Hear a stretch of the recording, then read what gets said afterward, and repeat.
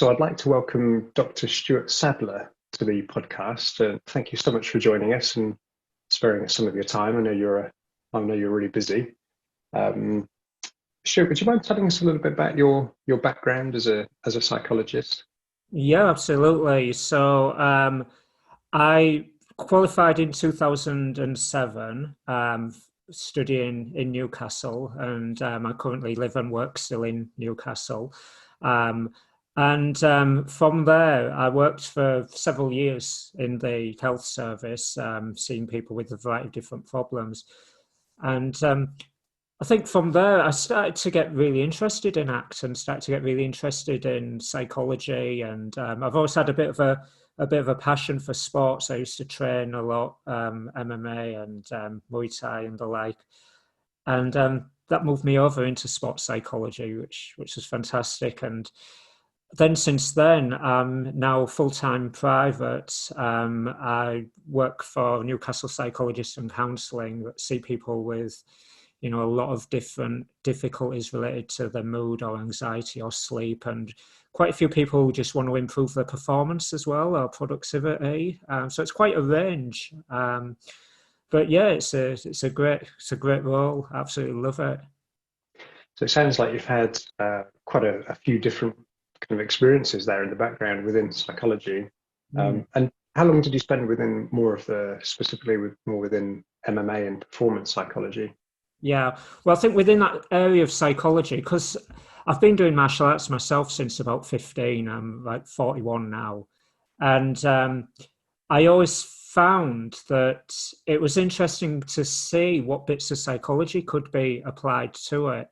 So when I was training myself, I'd always be looking for like the optimal way of learning new stuff and the best way of training new stuff.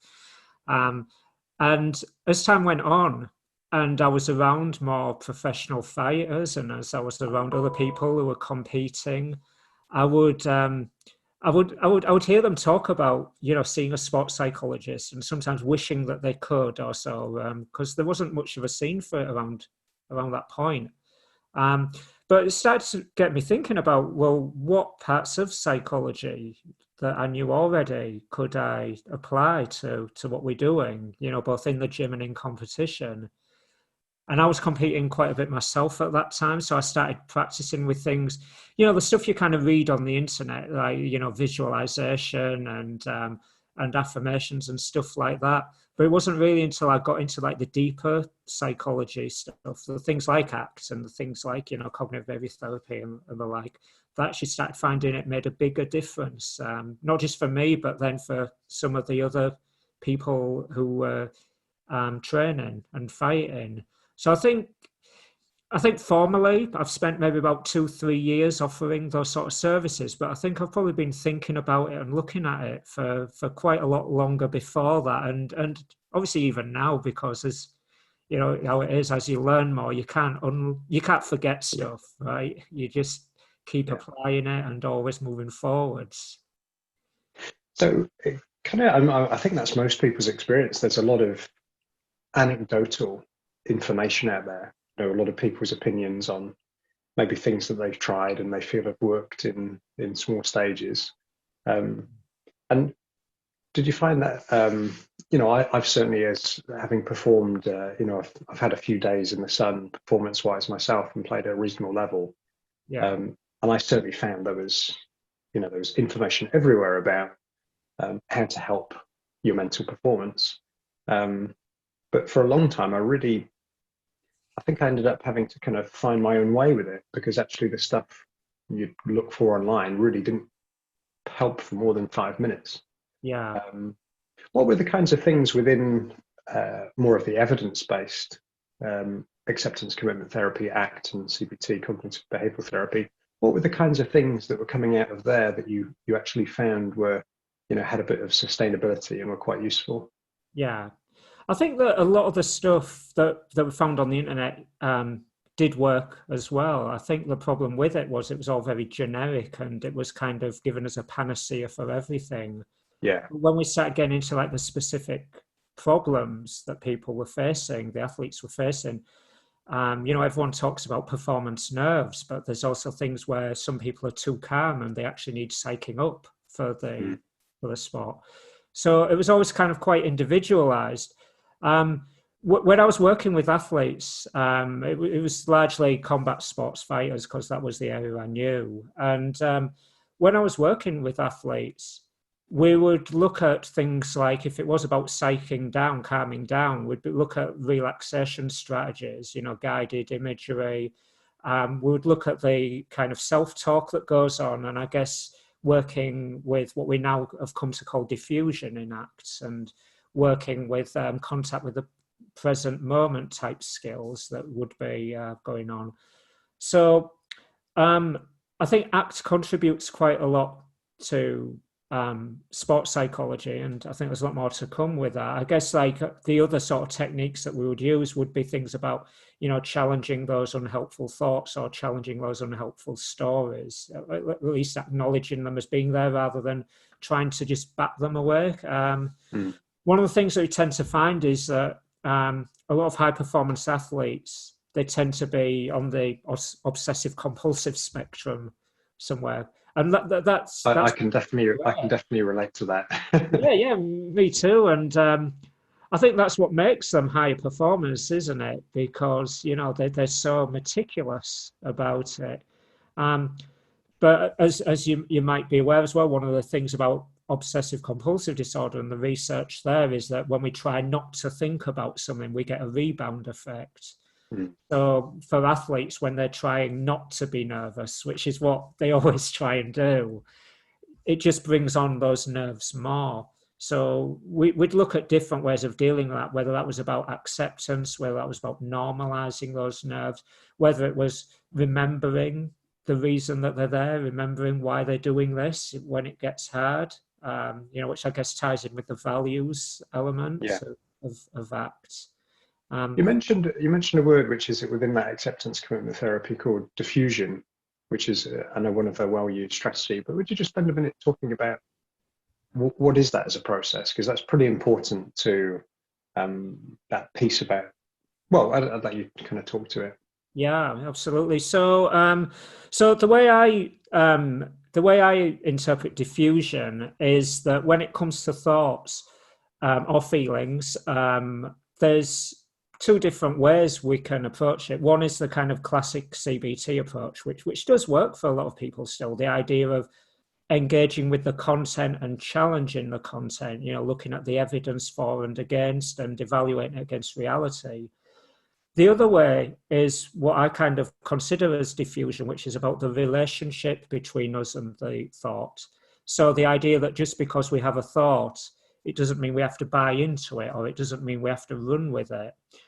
And that the way we feel can often come about from how we relate to the thought. So, for example, if I had a thought about, I can't win this, I can't beat him. One approach could be to look at the evidence for and against. It could be to look at my background about where might that idea have come from. Is it just back from there or whatever? The other approach could be more about, it's just a thought. It's a series of random electrical impulses that are dancing along the brain. And how many times have I thought something was true and it wasn't? How many times have I thought something wasn't true and it was? It's almost like it's that idea of, thoughts aren't very good representations of reality. They're just random electrical signals that give ideas. And when we start thinking about things like survival mechanisms and evolution, they take on a bit of an extra flavor when we consider, that a lot of these thoughts tend to be threat-based thoughts, especially when it comes to competition or sports. So I guess for me, diffusion is about that we can have a thought, but does that mean we have to buy into it? Does that mean we have to run with it? Or is it just a thought? Does it have to mean anything? I mean, that diffusion piece has been especially liberating for me as a performer, because essentially I kind of felt historically that that almost if there's one thought that is being challenged, then obviously the research says we have up to 50,000 thoughts per day. So if there's one thought that needs to be challenged, then they keep coming and they all need to be.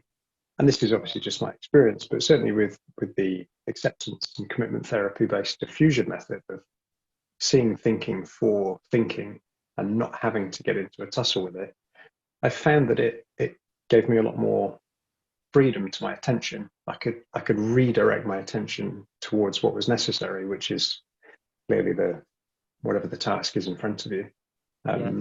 So I feel like it became a much more or didn't deplete as much of my energy reserves mentally as absolutely. I think that is a big thing. Is I sometimes use the analogy of it being like a plant or a weed. Usually we're talking about unhelpful thoughts, so the weed analogy is probably more fitting, but I always find myself saying plant for some reason. But that same idea that, the thoughts we have, they can be like the branches or the leaves of the plant, the stuff we see above the ground, and we can kind of prune those as much as we want, but then another will grow back in its place. Whereas if we deal with the roots, which tends to be, our relationship with the thoughts, then it's kind of one strategy that just applies across the board, and it's much easier and much less effortful than having to challenge, say, 5, 10 automatic thoughts where another's just going to pop up in its place. Yeah, that's a really interesting analogy. Yeah, I've not heard it described that way before. When you were talking about a lot of these when we're outside of our comfort zone, so we're stepping up to a challenge of that might just be hitting a first tee shot from a golf perspective in front of 10, 15, 20 people, or trying to close out an event and sight of the finish line is there. What are the in terms of one of the biggest complaints that I get is this self-sabotage. People, they know they can do it. They've developed the underlying competencies, so they can hit this. They know they can hit the shot that's required. But what do you think is what are the processes that are getting disrupted there that are stopping people? And in your experience as well, we've all had this experience before. But in your experience as well, what is it that's happening from a psychological perspective? I think self-sabotage is a really fascinating thing, for a lot of different reasons. And when we look at it from a biopsychosocial approach, which is looking at the biology that goes on, the kind of psychology that goes on for the individual and the social elements, I think that fits self-sabotage, or it explains self-sabotage really well, because, on a kind of biological level, we have that part of the brain, the amygdala, don't we, which is millions of years old, and it's got that threat system built into it, which is there just to look out for danger and working on that better safe than sorry principle. It's better to sense there's danger and be wrong, but for us to survive, than to not sense danger and be wrong and for us to die. And I think when we're kind of competing in sport, that's very present, and we get the social effects. There might be people watching us, or we might be thinking about how will this look to others, and being judged. And then we get that psychology element about the messages and the stories, the way we talk to ourselves that come from those two other sides, but also from our own personal values and our own personal perceptions of what's going on.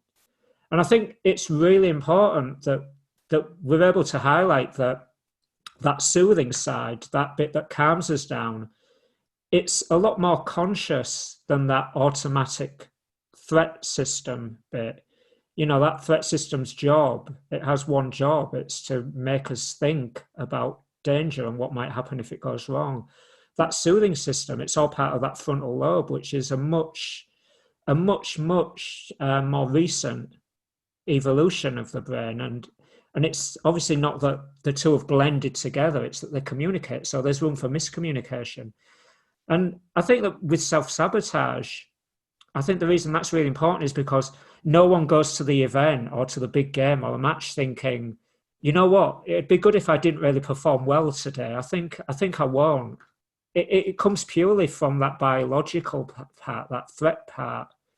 And it's up to us with our soothing skills or our calming skills to be able to calm and soothe that threat system, so that we're able to maybe see what's going on, we're able to acknowledge and accept and recognize what's going on, so that we don't run with that threat system, that we don't buy into it. That, again, when that threat system's saying, what if you choke, we find a way of being able to diffuse from that. So we find a way to be able to get back into the present moment rather than getting lost in what might go wrong or what might happen.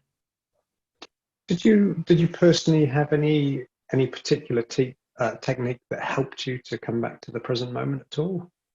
I found grounding, the Russ Harris ACE method, really helpful. So, like for people who don't know what the ACE method is, it's basically 3 steps, and it's the first step is about acknowledging what you're thinking right now, what you're feeling. So rather than pushing them away, just allowing yourself space.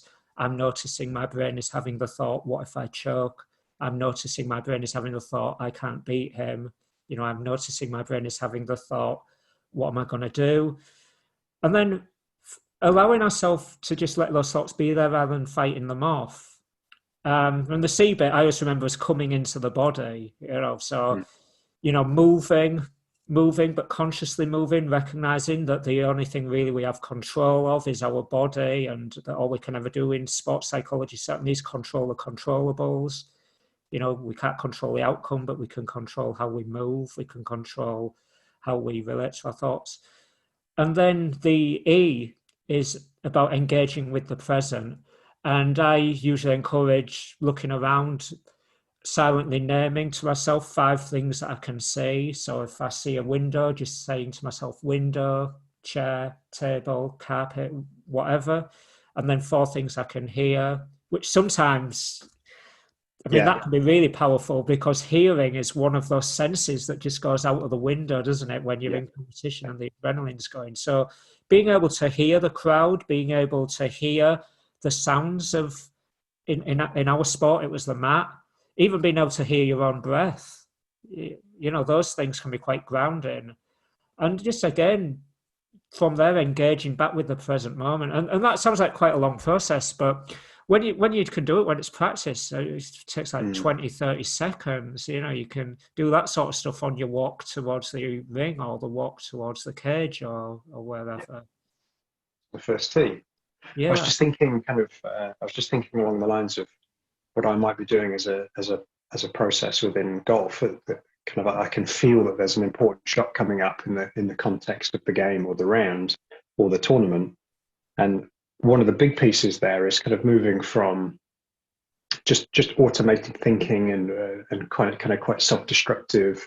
I messed this up last time, and I've been really struggling with this shot, or what if I get it wrong? I've been playing really well, and what happens, and so on and so forth. So that movement from, I noticed I'm thinking this, as opposed to just thinking it, is an interesting distinction. Just kind of noticing that it's floating on in the background. The kind of the coming into the body piece, I think for golf particularly, it's very simple, because you're naturally holding a golf club and it has a weight to it, and you're walking around and you're carrying your golf bag, and so I think there's something there that's quite kind of tactile that could be quite easily felt, just the fairway underneath your foot. And then the last part was the bringing yourself back to the present moment of the task. And something that I always ask my clients to do is ask themselves the question before they're about to hit a shot: is what is it I need to commit to? What do I need to focus on? What do I need to commit to in order to perform? And just asking that question out loud to themselves automatically re-engages them with something there that's going to be quite kind of decisive for actually executing. Yeah. I think you maybe hit on something really important there as well, that each sport, it's going to use different parts of like the model or different approaches, isn't it? So, yes. I guess when I was describing that, I kind of had in mind about the performance anxiety side, but there can be times as well during training, where you just feel like you carry on. You've been absolutely beasted by your coach or whatever. And again, you might tap into like the value side, remember why you're here, remember why you're doing this. This is, this is what I want. This is what's important to me. Does it matter to me to do more one round? That sort of thing. So I guess that there's a lot of different elements that might apply to the different facets of each sport. Do you find that there are fairly typical values amongst sports people and martial arts that you've worked with? Yeah. Is there a what is it about it that's important to them? Yeah, I think for a lot of people, some of the values, it tends to be about achievement or about success. Yeah, for some, I don't know if you'd maybe call perfectionism a value, but some people, especially with the more traditional Japanese martial arts, there's this element about perfection of technique and the like. And there are some people who do martial arts like that, not because they want to fight, but that just because they love the arts, they love the aesthetics of it. And for those people, that perfection's important. And that's that's so true in golf. Having moving the best way that you can, and if that looks good on the camera, when they see themselves back, and I've 100% experienced that myself. Can I move as well as the guys do on the PGA Tour, the best players in the world? If I can move as well as them, I think it's maybe something around competence, around this kind of this quest for really truly being competent at what it is you're trying to do. And I know Stephen Hayes, who's really the founding father, if you like, of acceptance commitment therapy, has spoken about it as being, competence is something that's we yearn for, even as soon as we're born. In terms of you watch 6-month-old babies spending hours with a tiny little kind of clicker toy, trying to work out what it's doing and how it works, and kind of falling over 120 times a day, learning to walk, and so on and so forth. So I think that's something that's probably quite familiar to us all as human beings, is that yearning for competence. But maybe with that obsessive part, it's almost yearning for competence on steroids, isn't it, with the perfectionist? Yeah, absolutely. And there's a lot of models of psychology, isn't there, that includes like a need for achievement as part of one of the basic human needs. Whether it's Maslow's list or whether it's the drives theories, and like we say, there maybe is this big drive for competence.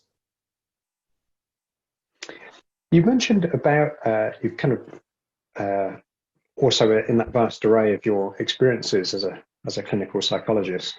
You mentioned that you'd had some experience with sleep as well, and that's something that was really interesting to me. You may be the first psychologist I've spoken to more specifically about it, because having done a little bit of research into sleep, I've recognised, intuitively we all know, but more specifically from a skill acquisition point of view, I've recognised how crucial it is in terms of it's not just practice. So if there was a great study about the learning of a skill and practice in the morning, retest in the evening, compared to practice in the day, sleep overnight, and then retest the next day. The group that practiced in the morning, retest at night, no progress whatsoever, compared to the group that kind of practiced and learned the skill, slept, and that it was almost like the consolidation of the skill within the subconscious, and then the retest the next day then showed the improvement. So what might be, if maybe here would be a kind of a typical thing that could be useful for the people who will listen to this. This would typically happen to me kind of the night before a really important tournament. And I can feel, when I think about it, when my mind goes into the next day and I'm thinking about the performance and the wanting to perform well, the wanting to challenge myself and my skills, I can almost feel the arousal before bedtime. It's kind of the anti-sleep. It's I'm getting wired kind of just before bed, and historically, I've had plenty of times when tournament the next day, really bad night's sleep. Guess what? I really struggled to perform. So what are some good kind of strategies or interventions in your experience that could be useful for people in that situation? Yeah, well, I mean, sleep's a massive area. It's a totally different area of psychology as well. So, a lot of the sleep stuff that's useful in those sort of situations, people often think about sleep as only really being something to do with the nighttime, So, what we've got to remember is that we work to we actually work to a 25-hour rhythm, and so the stuff we do during the day makes a difference as well on a night. And in order to be able to sleep well, we need to feel relaxed and we need to feel safe enough in order to fall asleep. So one of the best ways, and I mean, what you said, what you described, like, not being able to sleep before the night before, that's something that I heard a lot and still do hear a lot from people. A routine is really helpful, a consistent routine. And that doesn't necessarily mean about just going to bed at the same time, getting up at the same time. That can be quite helpful.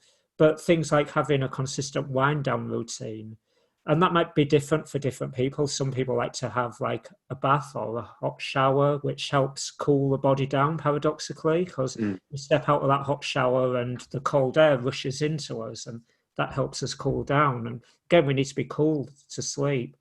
So, whatever that evening routine is, whatever that wind down routine is, keeping that as consistent as possible. One of the other paradoxical things about sleep science as well is that if we don't sleep well, quite often it's common sense to think, well, I'll just go to bed earlier the next night. But what we actually know is that that's detrimental. If we're having trouble sleeping, we should actually be going to bed later, because otherwise we just end up laid in bed getting agitated, getting frustrated, which again impacts on our sleep. It means that we can't fall asleep. So being able to do things that help us relax, not just on a night, but stuff during the day too. I know a lot of athletes, they take a total chill day the day before the competition so that they can wind down. Or they might use that day just to go through as a kind of summary of their game plan, or just go through a checklist of their preparation that they've already done, just to give themselves that confidence, that they're prepared and that they're ready. But certainly, keeping the sleep hygiene stuff in place is really important as well. Not drinking too much caffeine, not eating high fat foods and which athletes tend to be quite meticulous about, anyway. And yeah, making sure that the bed's comfortable, that the room's dark enough, that there's nothing that's going to happen in the middle of the night that's going to disturb the sleep before the big game. It's all about relaxation, really, because sleep is just so important to an athlete. Like you say, there's the two stages of sleep, or the two areas of sleep, the slow wave sleep and the physical sleep, which is where our tissues are recovering and skill acquisition and all of that. And there's the REM sleep, which is the mental recovery as well. And both are really important for athletes.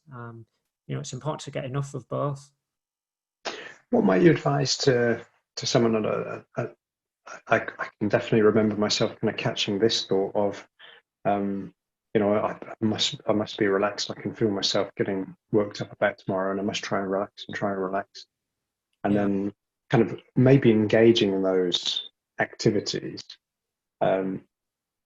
to almost try and force it to happen. Can that then become counterproductive if you try too hard to relax? Absolutely, I think that it can. And again, this is something that happens with athletes because they tend to be very outcome focused, which makes sense. It plays out in the sport, like they want to win, right?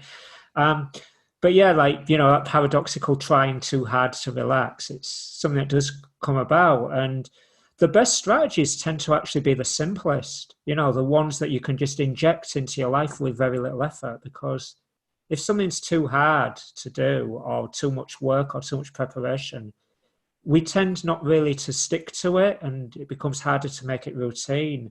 So I tend to just give a really simple plan of, it's normal to feel nervous before it. In fact, nerves can be quite helpful because we have that inverted U Yeah. performance curve, where Yeah. too little is understimulated and under Mm. aroused, too much is overstimulated and over aroused. You want to have some nerves to help you perform, but that it's normal and that it's okay to. And then it's just a simple meditation or a simple relaxation when they go to bed to help them sleep. And as I say, with routine, that'll have been something that they've been doing it for several days or weeks beforehand as well. So when I used to work with athletes, it used to maybe be about 6 weeks before the fight. And right from the beginning, we would be looking at putting into place the strategies that they would be using the night before the fight, to get them good at them by that point, because they're like skills, I guess, in a Yes. way. Yeah. I mean, I found absolutely kind of personally to me, I can almost guarantee that I'll at least fall asleep if I read a book before kind of at bedtime.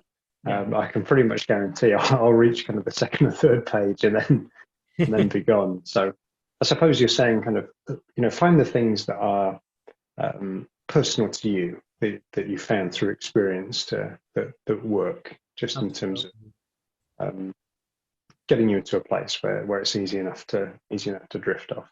Yeah, absolutely. Like for some people, like white noise, having music on in the background can be really helpful. I suppose the one thing that has to be in common is it can't be too stimulating, because otherwise Yeah. that just gets the brain going again. Mm. Like so, we need to be relaxed in order to sleep. Yeah. But it's something that I've experienced as well, even knowing all of this stuff, and we're still all human. We still all go through these normal emotions. And I used to actually make a point of telling clients and athletes that just because I know all this stuff as well, I also am the same biology as them, and that some of it is just normal human experience that we go through these things. Yeah. That's that I suppose again that helps to normalize the experience of things. Um, I think this has just been such a helpful chat actually. So I'm so pleased that you've offered your time to us. Um, I did wonder if the kind of the skills that we're learning within performance psychology, do you feel that they maybe have a broader context that they can be applied to as well? I think absolutely they do. I mean, my background, I started off in clinical psychology, which is the brunt of my training, and we come across a lot of things like ACT and CBT and the like, and what we kind of find is it's a little bit like all of the tools and the skills that we use in mental health, improving mental health, they're also the same skills and tools that can be used in taking us to +1. So, the same things we do when we might feel -1, rather than just getting to neutral, we can actually go +1. And I use a lot of especially the ACT-based stuff, with that. It's a little bit like, I always see psychology as a bit like physics. You don't have a different set of physics for bouncing a ball off a wall than you Mm. do for a kind of car hitting a wall, for example. In the same way, psychology, you don't have one set of rules for improving performance as you do for getting out of difficulty. Psychology is psychology, just like physics is physics, right? And I think that a lot of the tools and a lot of the skills that we use can be really helpful for improving performance, but they can also be useful day to day as well.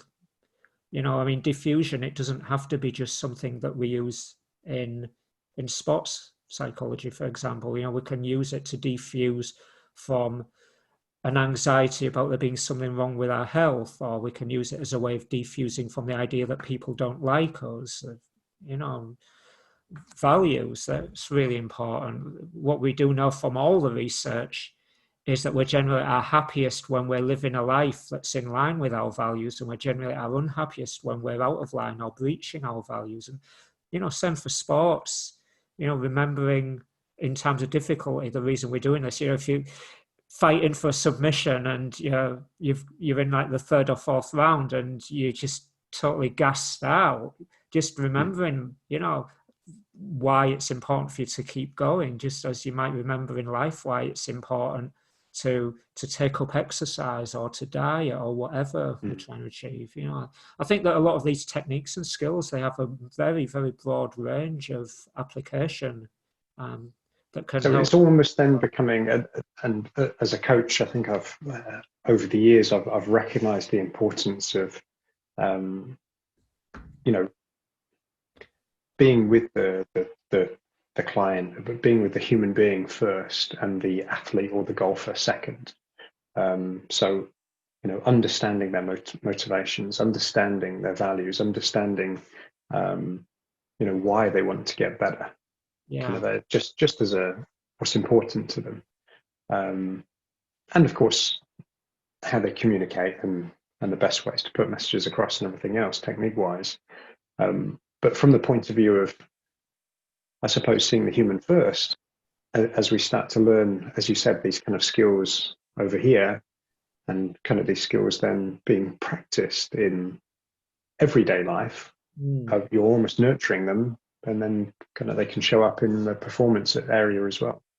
Yeah, absolutely, absolutely. And a lot of the time when I was working with people, we'd find ourselves talking about their previous experience, because these difficulties or these anxieties or whatever they're experiencing about their sport, I found it very rare that someone would only have difficulty in one area. If it was something that came up in their sport, it would generally be something that came up in other areas. So it can be quite good to have that broader application. And I guess what we've got to remember is no part of our life is in isolation. It all overlaps, and improving one area helps us perform in another. The number of athletes that you've probably heard about too, who, their performance suffers because they're having personal problems or because they're in relationship trouble. It all overlaps, doesn't it? Absolutely. Yeah, absolutely. I mean, there were some very kind of famous stories of golfers. I mean, it just happens all the time in professional sports of, they've just got married or they've just had their first child, and then all of a sudden they win a huge tournament that they really didn't have much of a chance of winning. And I think that, as you said, that biopsychosocial aspect of these things in the background are all funneling towards performance. So that's a really interesting point about not just limiting these skills to the performance area, but just also to allow them to be practiced other areas as well. Yeah, I think that's really important, because it's really hard to improve someone's sports performance if the rest of their life is out of balance. I think that's a great word. So finding balance in life is going to contribute to more even balance mentally in performance as well. Yeah, absolutely. Fantastic. I think that's a really poignant point to end on. So again, Dr. Stuart Sadler, thank you so much for your time. I've really enjoyed the chat today. And are there any other ways that people could, just in closing, are there any other ways people can kind of hear from you, or to do any writing, or have you got a website people can visit? Yeah, so our website, it's newcastlepsychologist.co.uk, and people can contact me by email, stuart@newcastlepsychologist.co.uk. We're also on Instagram and on Facebook. There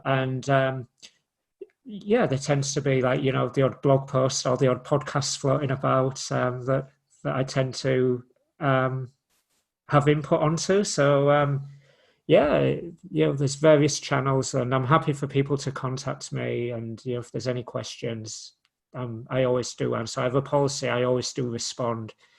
Even if the answers I don't know, I always respond. Fantastic. I'll make sure I'll post up those web addresses and Instagram in the show notes. But Yeah, thank you. It's been a real pleasure. Well, thank you. It's been great being here.